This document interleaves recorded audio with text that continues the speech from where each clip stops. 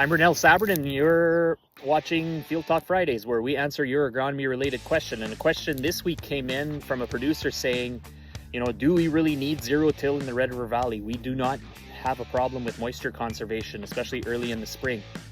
And while that's true, there's probably more to the story or to that in terms of it's a bit of a dichotomy or a double-edged sword to say. While we don't need that much moisture in the spring, we definitely need it in July and August. It's one of our biggest yield limiting factors, is not having enough moisture later on in the season to help fill out the crop. Our crops are big water users. It gets very hot in the Red River Valley. Part of our problem is that we lose too much water to evaporation. We don't have trees.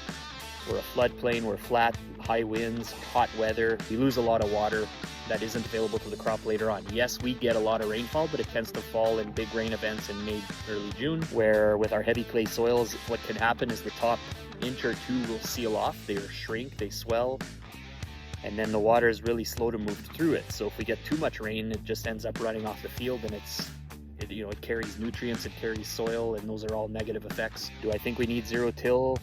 To a certain extent, we need some kind of a version of it. The other problem is with minimum or conventional tillage. I mentioned we've got very fine soils, heavy clays. Well, if they get very dry and powdery, we get a lot of wind erosion. We can get water erosion, I mentioned already. Another factor where zero-till may have more of an impact is in weed management. So we're getting tall water hemps becoming very much a problem, and its cousin Palmer amaranth, we're watching it slowly creep north towards us.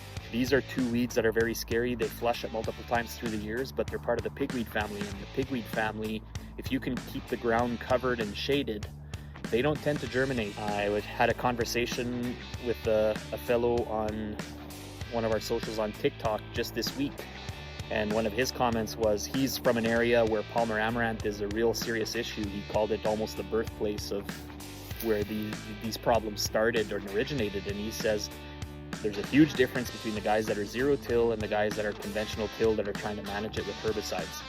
Because it's a pigweed and it flushes throughout the summer, they're having to make 6-7 passes with multiple groups to try to beat this weed, whereas the guys that are zero-till, they've got the shading on the ground. And we've seen that up here too with tall water hemp. Actually had a field a couple of years ago where there was a seeder miss, so there was a square about 60 feet by 60 feet that didn't get seeded, and it was just polluted with Palmer amaranth. And this was water hemp.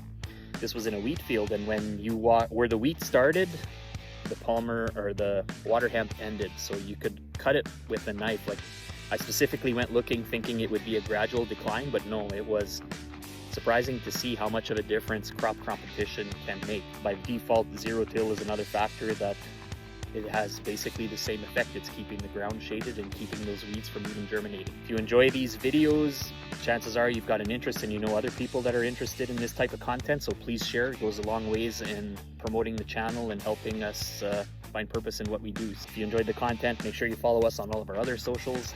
We will catch you in the next video.